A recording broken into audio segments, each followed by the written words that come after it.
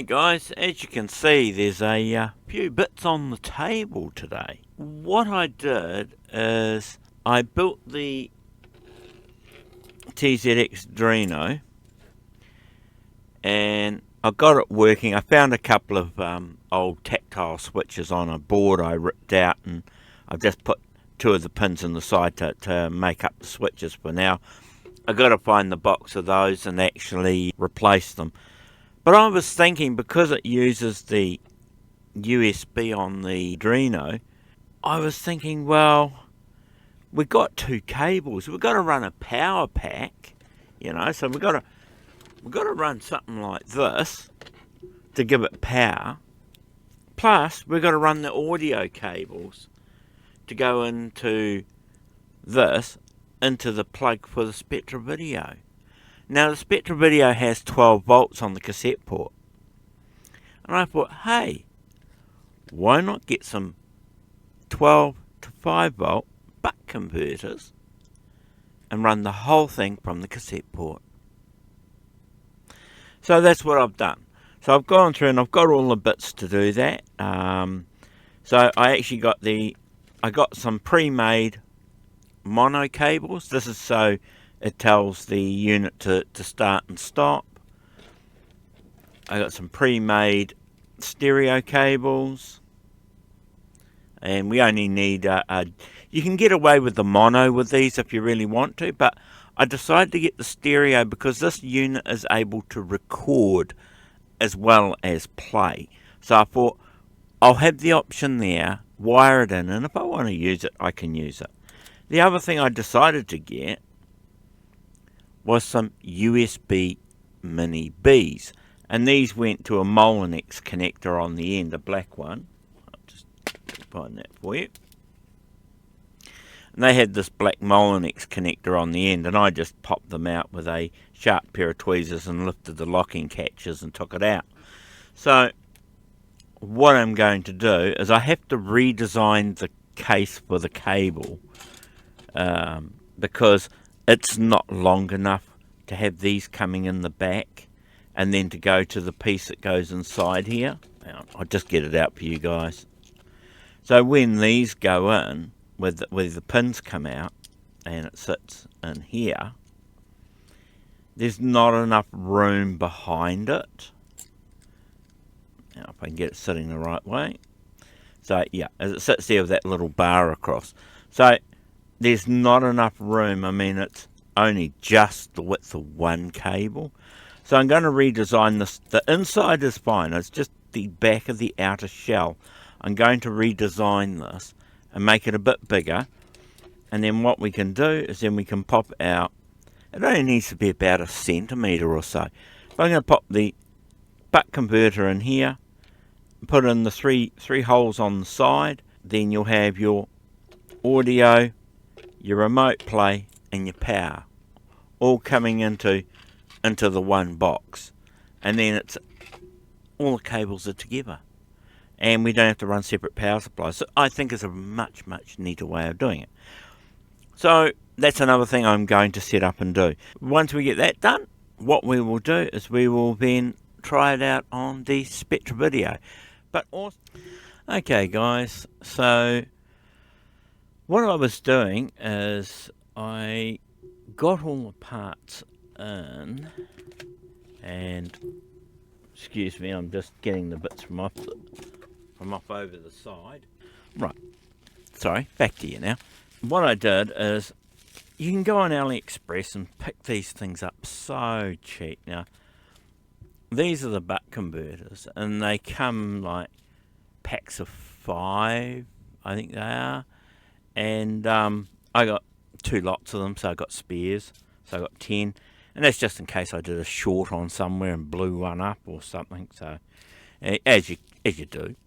So anyway, I got those. The phono leads. These are the 3.5-inch monos, which is, if you're using it as the TZX as a reader only, you only need the mono ones. If you want to go down the track where you're writing stuff and you want to record it back onto the TF flash card on the TZX, then you'll need the stereo one because it needs that channel to write data back to it. These cables are cheap too. They have like, there's 5 and they're about 300 long, 200 long, way long enough with the TZX. They're all pre-wired, they've got tinned legs, and these are the stereo ones, and they come in packs of 5. All the audio cables, come in packs of 5. And these are the stereos, as I said, with the 3 leads in them, colour coded, earth, centre and secondary. And these are just 2 wired, black and red, for tip and shield. They're cheap to get, cheap, not expensive. And then you can get your USBs. Now the USBs are about the same price, but you get less. You get about 3 for around the same money. And these are pre-wired, and they come with the black Molinex plug on the end. And I just use a sharp pair of tweezers. I don't have a tool for it, so I use a pair of these sharp tweezers, and I just push it down, and then just get in and just lift up the little plastic lock on each of them and pull them out one at a time. And take the plug off, and I put the plug to a side. The other thing you're gonna need are the Molinex, Molinex connectors, the large ones, like the old-fashioned AT power supplies used to have in them. And you can buy these cheap. There's 2 slightly different sizes. One has like, it's a set of wings on the outside of it where it locks in under the metal, and then the other ones are ones that slide straight in. If you get the ones that are slightly wider, you can use a pair of cutters like these, and you can just trim the sides off. And that's what I did when I initially made this cable up.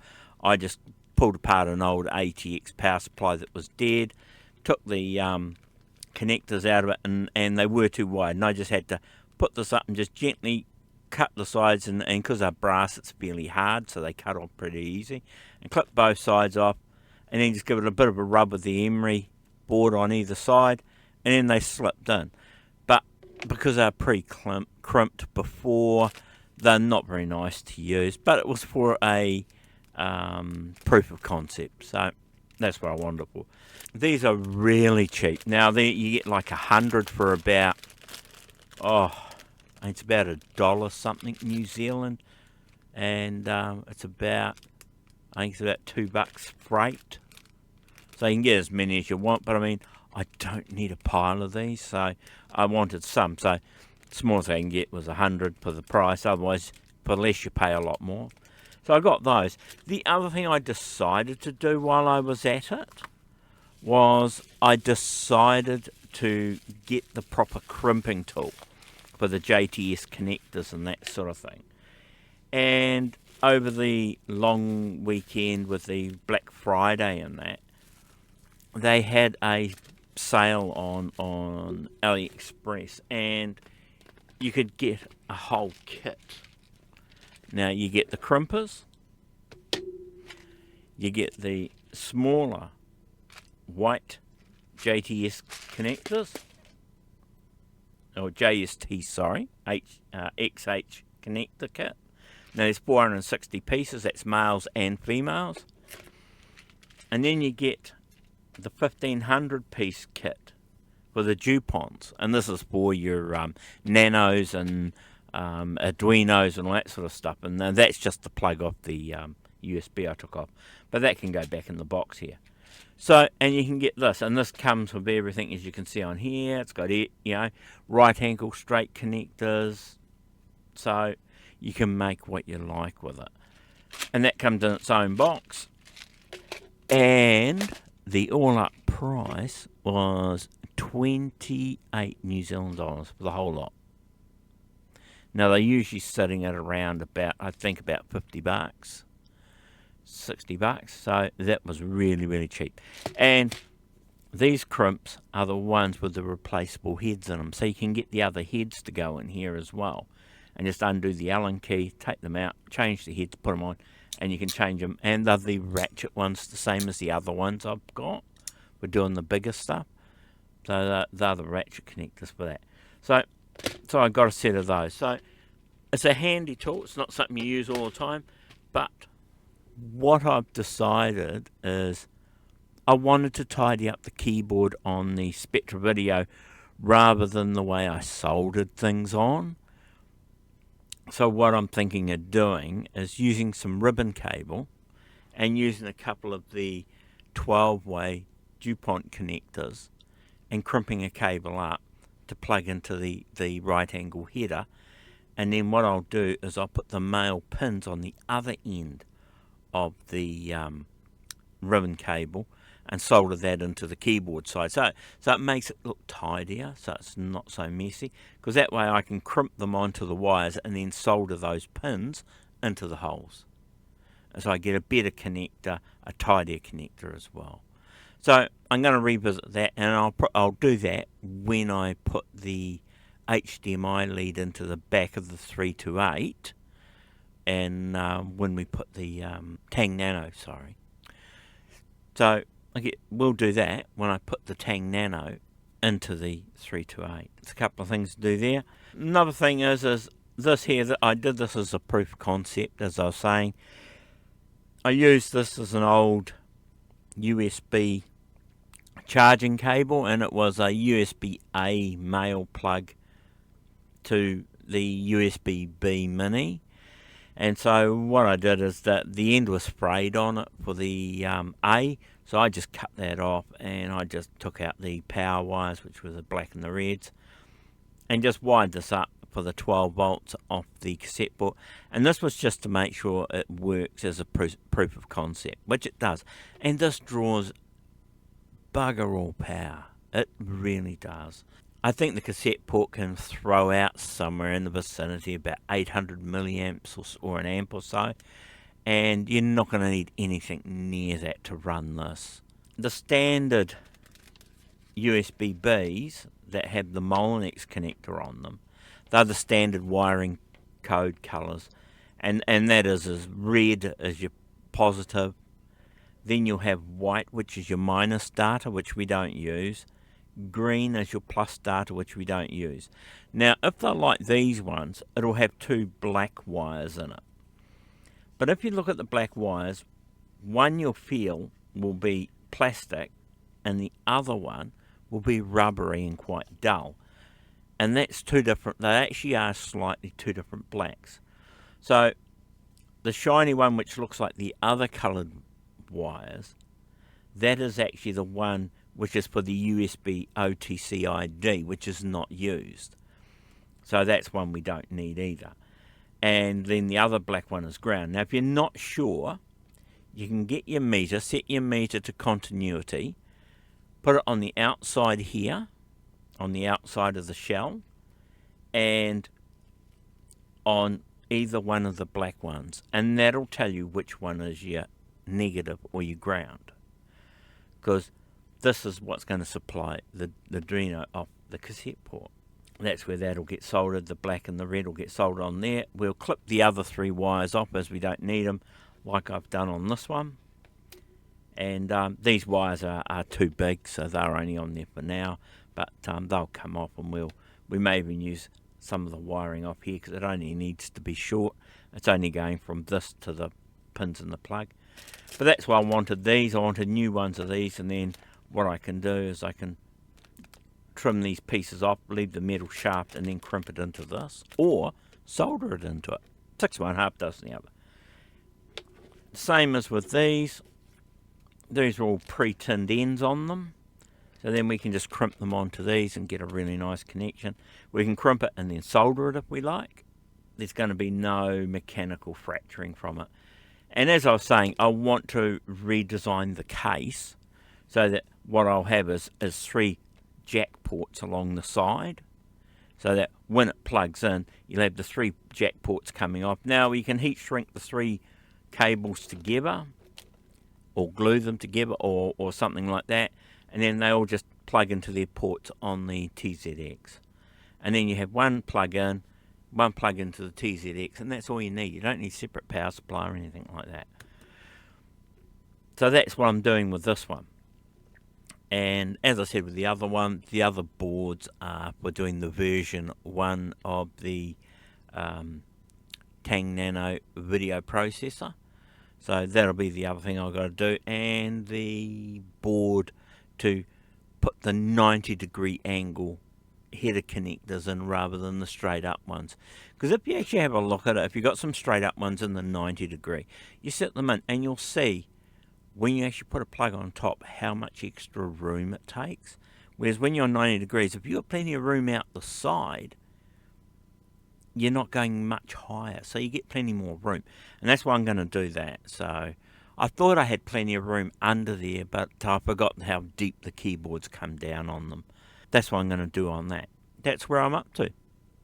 So what I will do is I will put some of the stuff out of the way so it's not going to be a nuisance, and I think then we will start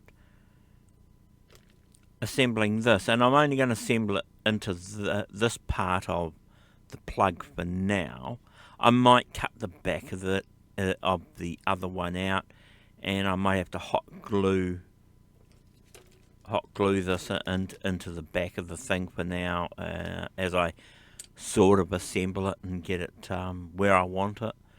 As I say, that's just to make sure that everything's wired correctly, and this will work with the one cable. If it does, I will carry on and redesign that outer shell. I will contact the guy that originally made this and ask him if he's still got the CAD files, and if he has, if I could please have the CAD files for it so I can alter the back of the plug, because that would be really cool if he did. It just makes my life a lot easier. I don't have to spend like 6 hours or so trying to redesign it. So I mean, that would be really, really cool if he did. If he had that, that would be really cool. So yeah, other than that, I will tidy this lot up and get things ready for doing this, and we will get on to it. So I'll be back with you shortly.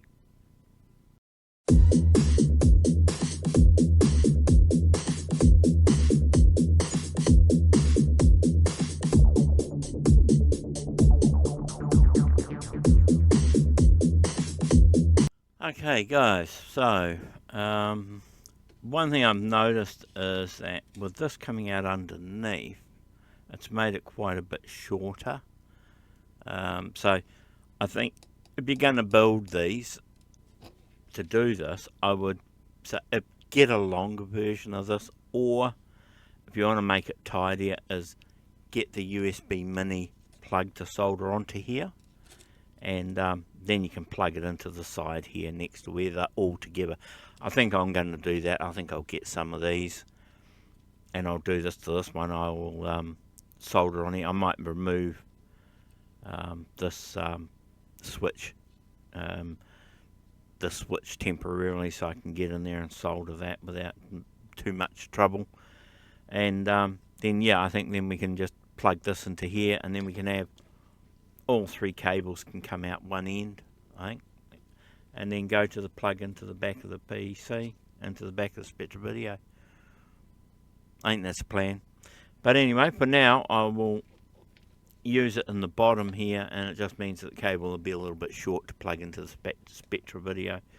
But what we'll do is we will go through and wire this up. I won't use this one for now. I'll use the one I've already got on the board. So I'll wire this this up, and I'll wire these up, and I can always take the leads off and remake them anyway. Well, no, if I'm using one of these, I could probably crimp these onto that. It'd be just the USB one I would need to change later on. But anyway, yeah, I'll sort that out when I get around to it. So what I'll do is I'll crimp up these, and I'll just crimp up the end of this one. I'll just cut this off shorter so I can just put some crimps on it, and it doesn't matter if it's a bit long because I haven't designed the case for it yet. So I'll just get a bit of plastic or something to sit it on, and I'll just tape it down so it doesn't move. So we'll get ahead and we'll get on to making these cables up.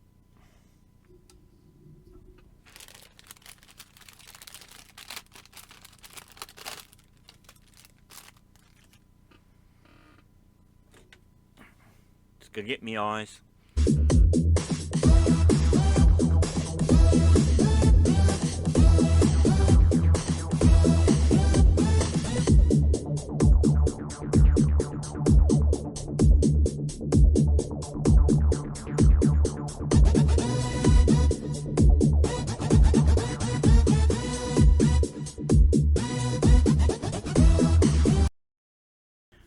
A little bit of a learning curve there, just to work out how they it crimps on. All these types of connectors are essentially the same, but they do work slightly different. This one, it has steps to go from big to small, but for some reason it didn't crimp the front of this, it only crimped the back, and I dropped it into the small jaws at the front and it did the front ones. If it's meant to work that way, I think, I don't know, but it works for me. I'll go on and crimp the rest of these, trim them off. It's a pity you can't put these in and do them one at a time. You've actually got to take them off and do them individually. Bit of a pain, but still, we'll get there.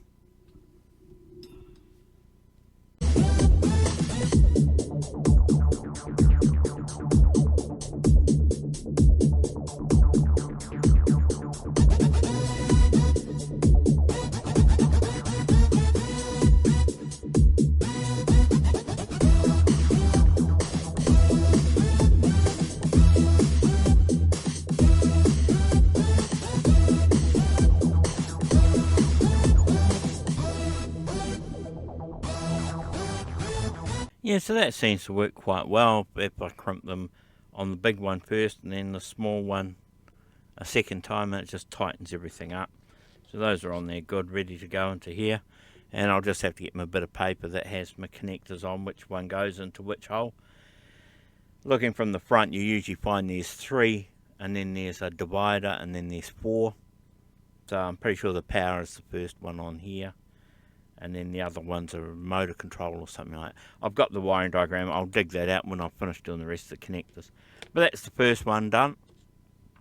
I may just have to tidy up the ends because of cutting these little metal bits off the side.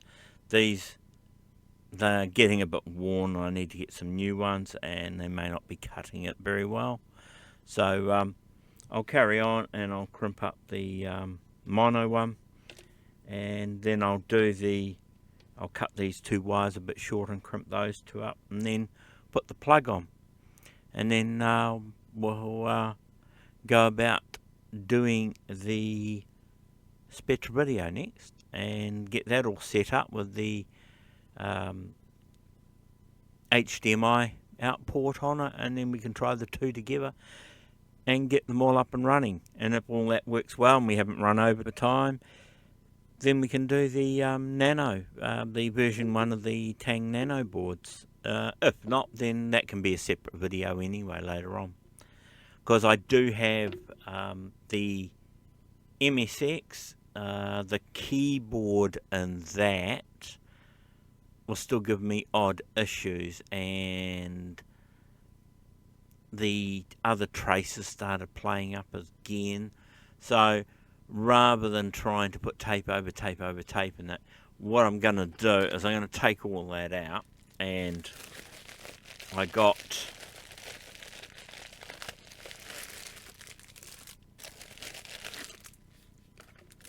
this. I got these.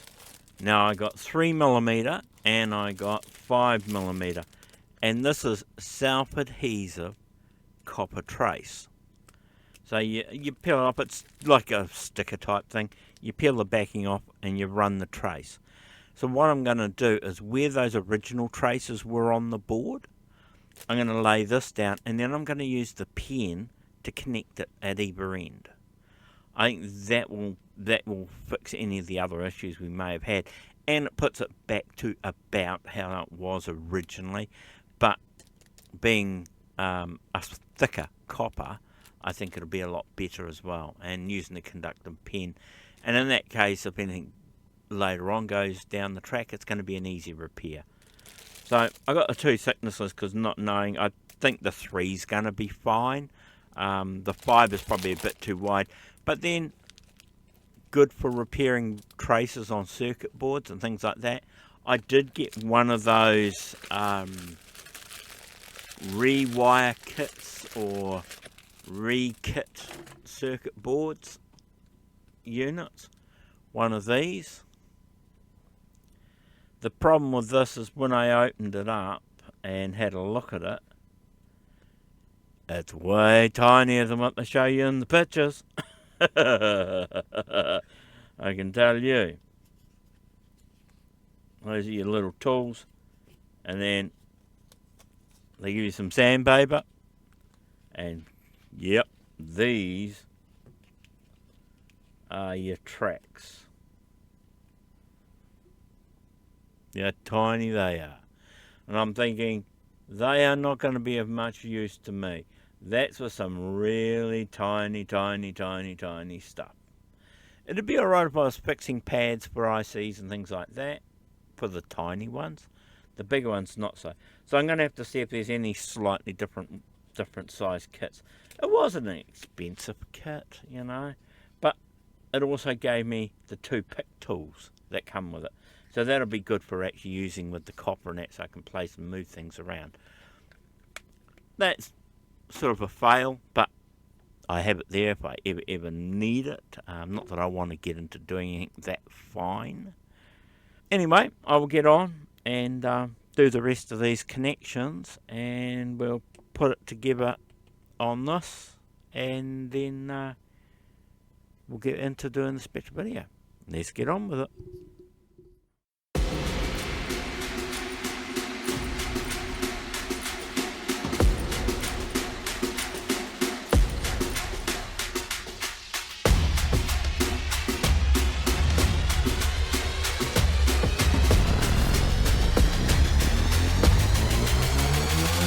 Yeah.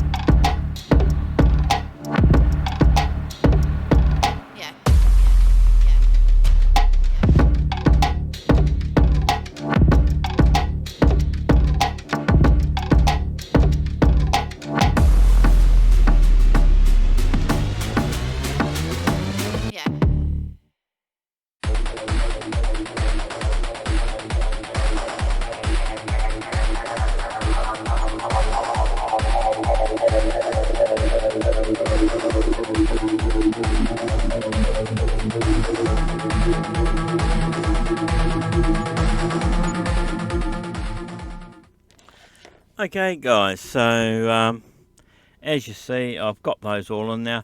So I mucked up there for a bit and I forgot that you need to run a ground to the ready signal on pin 7. Then the next one is our motor signal, which goes to the tip of the 2.5mm jack. The next one is our ground and our minus volts. Then the next one is not connected, which is pin 4, which is audio. I've got a ground on that, but I can pop that one out anyway. Then we jump over to the 3-pin connector, which is the beginning of it. Pin 3 is cassette right, which is the yellow wire. And then cassette pin read is the red wire, which is the tip of the stereo jack. The yellow one is the central band on it, which is the right, and of course the very end one is the earth. And as you saw with those, I have to loop the earths as well. So that's what I've done. But I might just pop the one out for the audio. The audio one, I think you could hook it up if you want to run a little piezo or something like that. And you could probably put a switch or something on it, and even put a resistor or something in to drop the volume down so it's not so noisy. And you'd have that sound, you could hear it, making a wee, wee, wee, wee, wee as it's loading. So you could do that with it. So it's another thing you can do. But I'll just pop that one out before I plug it in. I was going to put some heat shrink on it, but I'll start getting a bit tight for room there. So the other thing you do is just put some insulation tape around it, or a bit of hot melt glue or something like that on it. It's an earth, so, and it's only 5 volts that's going to be on it, well 12 volts on the plus, but 5 volts on the minus. So and ground. So yeah, other than that, as you saw, I just metered the plug to find out what connection was where, and the mono one was easy, 2 wires, but the stereo one was 3, and the plug out for the USB-B, I have that as well, and I'll put that up on the screen for you, so you know which. I told you that earlier, but I'll just show you which one's which on the screen. So that's all done up. So I'll get a bit of tape and tape this up, and then basically, as I said, you have these 3 leads will come out, and that'll just come straight from the cassette port on the Spectra Video, and it will run your TZX without having to muck around. So, and these are good for up to about 2 amps. So they'll take your 12 volts and they'll push out 5 volts up to 2 amps, which we don't need anything along those lines, but it's good to know that it can do it. So anyway, the other things you may have seen me, this is a fine metal file, which I was just using to take the sharp edges off of the connectors where they slide in, where I cut them. The other thing you may have seen me use were these pliers when I was holding the wires. Now, if you can get a hold of them, these are called surgical tweezers. And they look like a pair of scissors or tweezers, but they're locking. And they have little clips, and as you close them, they clip together and lock. Now, I got these and a bigger set of these off a friend of mine who was a doctor, and they were the old ones that he didn't need anymore, and he got new ones. So, and these are surgical stainless steel. So, I mean, if you can get yourself some of these, they're really, really handy when you want to hold stuff and clip stuff. The other thing, if you want to hold stuff when you're trying to push stuff in or put stuff in, you can lock them so you don't drop it. So they're really handy to get along with these picks and that, which are the dentist's ones, stainless steel dentist's ones. And as you saw, I just used my heavier brass crimp connector. Now this is the similar to this one. You could probably, if you had one of these, if you look at it, the jaws are a bit wider on this one than this one. So you could probably get jaws to fit this one. But you just have to make sure they're the right width and they're not too narrow so they're slopping around in it, or you might have to put shims or that in it. But yeah, this one is quite a bit thinner, so it's probably because it's cheaper made, I don't know. But if you've got some of these, see if you can get the other jaws for them, which are the smaller jaws, and you can use that. So that's all done now. So as you saw, I just put all the rubbish over there. So I'll clean all this up, and then we will get the Spectra Video out and look at doing the plug on the back of that. So back in a sec. Well, hi guys. What do they say? Murphy is hiding everywhere, isn't he? And with this project, no more than a second time, I've had an issue. To be fair, it's my own fault. I should have taken a leaf from my own book and checked everything twice. It was not the wiring. It was not the plugs. or anything to that point. What it was the DC to DC converters. So I ordered from 12 to 5 volt DC to DC converters. I got shipped them, but they weren't 12 to 5 volt. They are 12 to 0 volt, which means you can adjust them from 0 to 12 volts out. And they were preset to 12 volts out. So on plugging it in and turning the TZX on, I inadvertently shoved 12 volts into the Dreno. And to this point, all the lights just stay on the Dreno, and that's it. So I think I've killed it. So I've had to order another one in. Sorry, there's going to be a part 3 to this, guys, and I'm kicking myself. I always say, check this stuff. Never rely on what they say when you order it. Check it first. So take a leaf from my book and do that. I'm looking at the middle of January before the parts will get here to do this, and then I've got to reprogram it. I may play around with it and see if I can get it to fire up and work. It may have just corrupted it. I don't think so, though. Not shoving 12 volts down the 5 volt socket on it. So I'm picking it's probably dead. Anyway, it'll give me some time to finish off some of these other videos, and it will also give me time to redesign the shell for the cartridge connector on the back of the Spectra Video.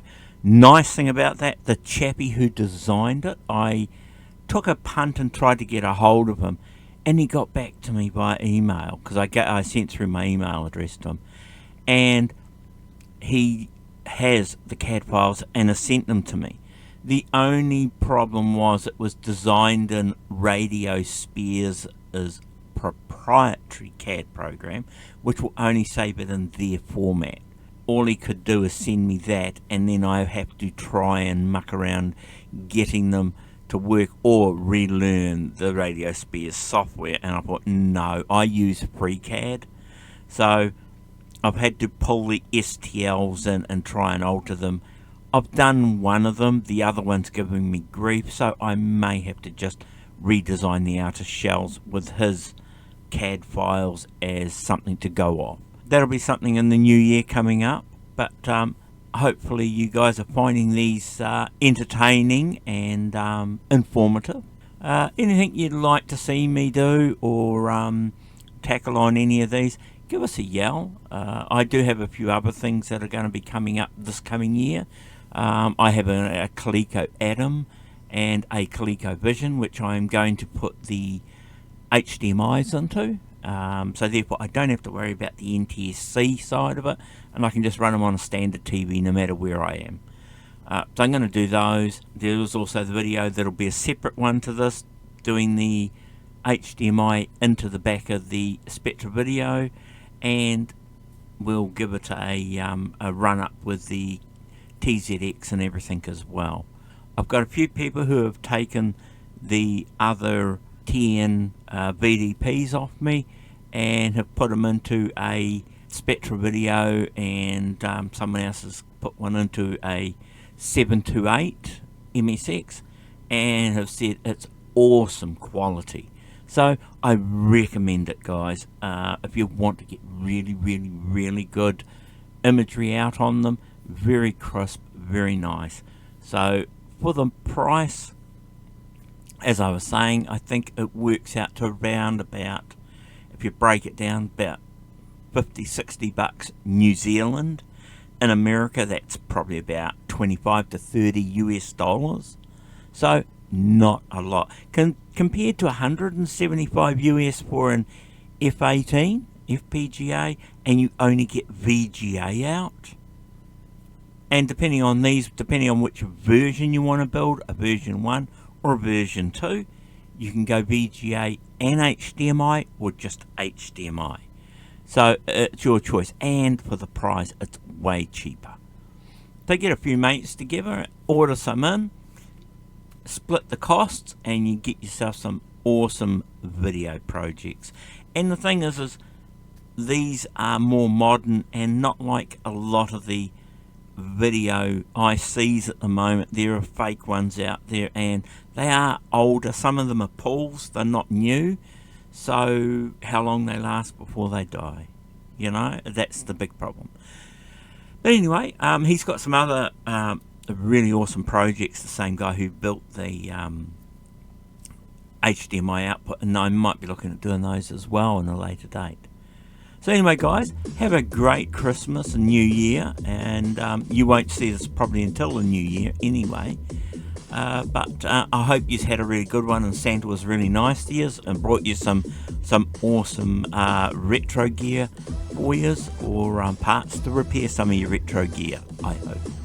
Anyway, until next time, keep safe and ciao.